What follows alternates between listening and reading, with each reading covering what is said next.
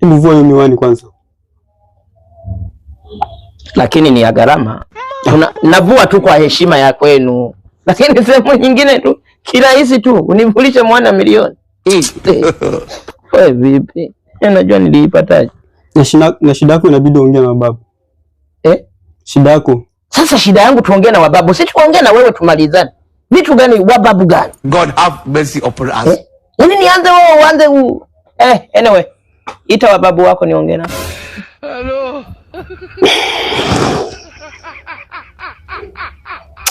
Vitu zile vya kuongea wawili tukamaliza kanichota hizo dawa mimi nikaenda zangu.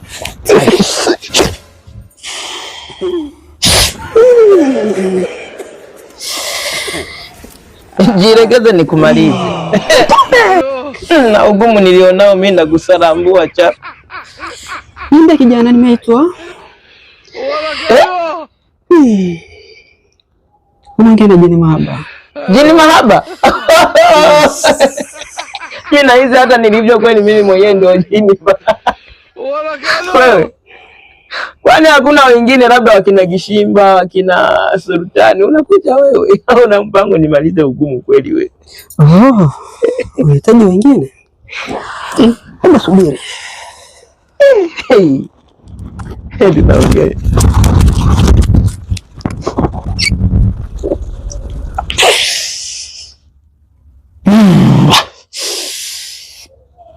Simba ameingia. Sharifu. Sharifu. Sharifu, mambo vipi? Nini shida yako? Anyway, Sharifu.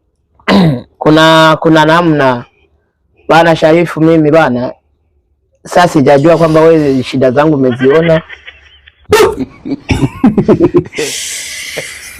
Anyway, najua mnaona mbali. Ila sasa mambo yangu sio mpaka ananili niongelee na nini. Ongea shida zako hapa.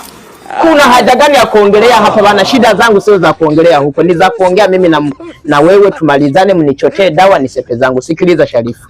Mimi bana hapa kuna kamsara. Yaani kuna katatizo. Kuna mdada tumekutania TikTok. Kanipenda jinsi nilivyo na nini, akaanza kusaranda hela zake.